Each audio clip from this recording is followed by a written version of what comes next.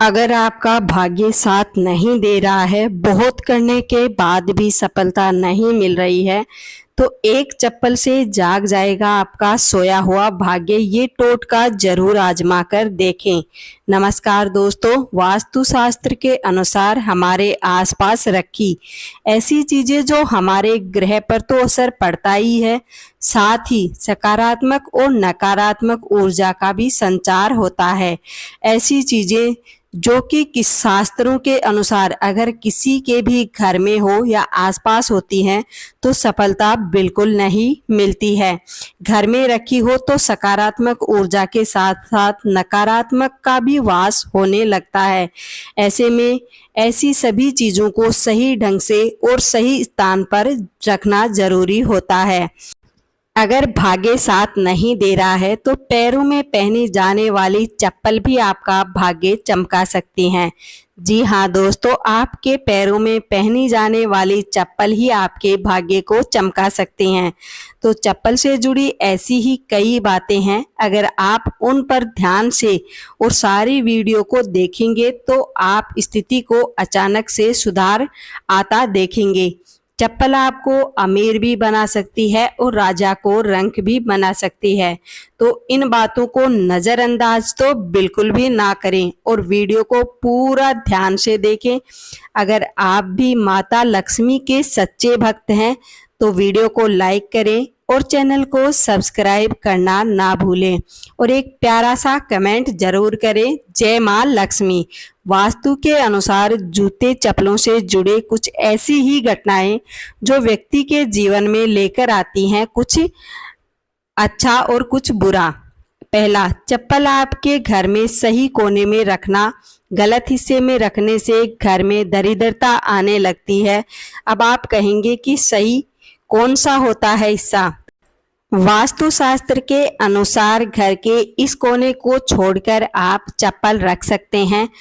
इस कोने में अगर रखेंगे तो आपके लिए शुभ नहीं रहेगा। उत्तर पूर्व दिशा भगवान का वास माना जाता है। इस कोने में भूलकर भी चप्पल ना रखें। ये पूजा घर का स्थान है। अगर इस जगह पर आप चप्पल रखते हैं तो भगवान का अनादर होता है और दुर्भाग्य आते देर नहीं लगती। दूसरा, कुछ लोगों को काम पर जाने की इतनी जल्दी रहती है कि चप्पल उतारते समय ध्यान ही नहीं रखते हैं कि चप्पल कैसे रखी है। जल्दबाजी में चप्पल उतारते समय एक दूसरे के ऊपर चढ़ जाती हैं। ऐसे में कहा जाता है कि उस व्यक्ति का दुर्भाग्य आने का संकेत होता है। जिस व्यक्ति की चप्पल एक दूसरे के ऊपर चढ़ी रहती हैं उसके जीवन में आर्थिक समस्याएं बनी रहती हैं। तो इसलिए ध्यान रखें कि चप्पल उतारते समय सही और अच्छे से चप्पल रख करके आएं, या कहीं अगर उल्टी पड़ गई हो तो उन्हें तुरंत ही हटा देना चाहिए और चप्पल को सही दिशा में रखें। ऐसा करने से आपकी आर्थिक परेशानियां भी दूर होंगी और आपका भाग्य भी साथ देने लगेगा। जल्द ही आपकी ये परेशानियां ठीक होने लगेंगी। तीसरा, घर में चप्पल को वास्तुशास्त्र के अनुसार घर में चप्पलों को कभी भी घर के ठीक सामने या दहलीज के सामने नहीं रखना चाहिए। कहा जाता है कि इससे घर में सकारात्मक ऊर्जा का वास नहीं होता है। नकारात्मकता अपने पैर पसारने लगती है। जिस घर के परिवार के सदस्यों का बुरा हाल होता है या उनकी सेहत पर बुरा असर पड़ने लगता है। आर्थिक परेशानियों के साथ साथ घर में लड़ाई झगड़े बढ़ने लगते हैं और प्रेम खत्म होने लगता है। चौथा, आपने देखा होगा कि लोगों के घरों में टूटी या पुरानी चप्पलें रखी रहती हैं।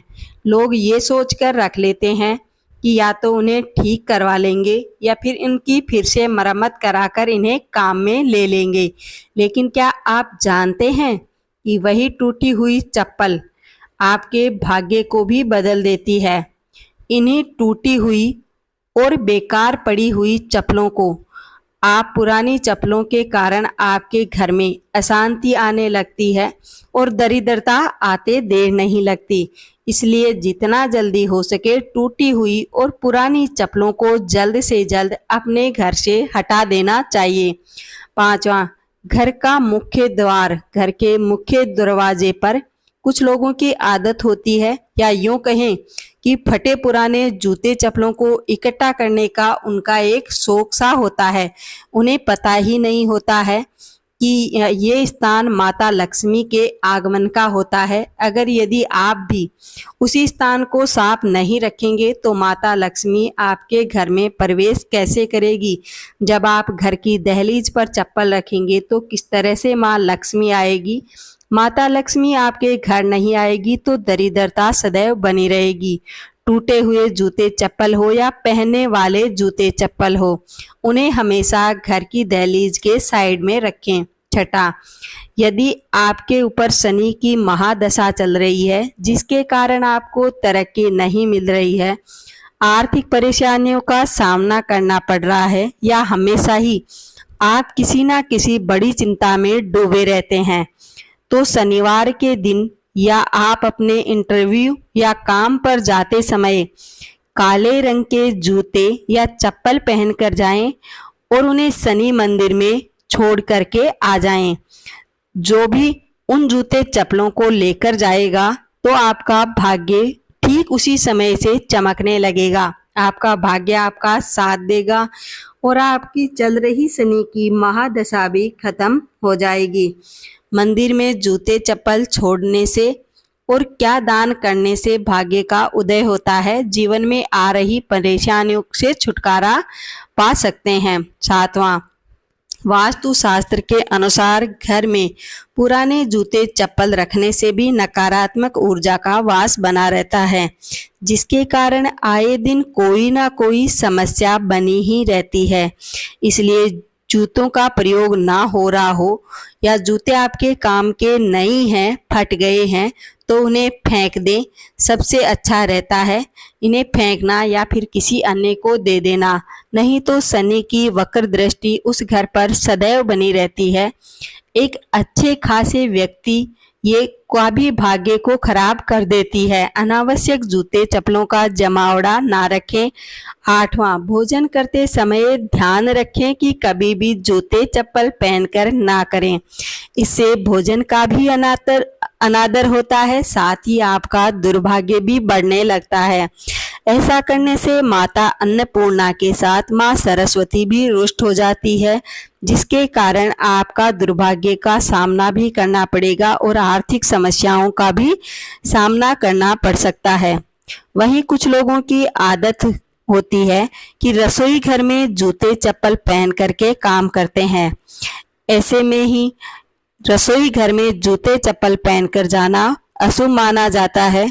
वैसे रसोई घर एक मंदिर होता है और मंदिर में कभी भी जूते चप्पल पहनकर काम नहीं करना चाहिए। वहाँ माँ अन्नपूर्णा के साथ साथ माँ सरस्वती और लक्ष्मी का भी स्थान होता है और उन तीनों का अपमान होने के कारण घर में आर्थिक परेशानियां पैर पसारने लगती हैं, सदस्यों की तरक्की नहीं होती है और धन हानि का सामना भी करना पड़ता है। नौवां, घर के दरवाजे पर वास्तु शास्त्र के अनुसार जिस घर के दरवाजे पर चप्पल रखी रहती हैं या हर समय ये जूते चप्पलों का अंबार सा बना रहता है, उस घर में कभी भी बरकत नहीं होती है। ना ही कभी किसी को जूते या चप्पल उपहार में देने चाहिए। किसी के गिफ्ट में लिए हुए जूते चप्पल भी नहीं पहननी चाहिए। इससे आपका अभाग्य आते देर नहीं लगती और भाग्य नष्ट हो जाता है। माना जाता है कि जूते चप्पल साफ सुंदर पहने, जिससे कि भाग्य चमकता रहे। हमेशा जब भी आप काम पर जाएं तो ध्यान रखें जूते चप्पलों पर गंदगी ना हो, साफ करके पहने। वीडियो अच्छा लगा तो लाइक और चैनल को सब्सक्राइब जरूर करें।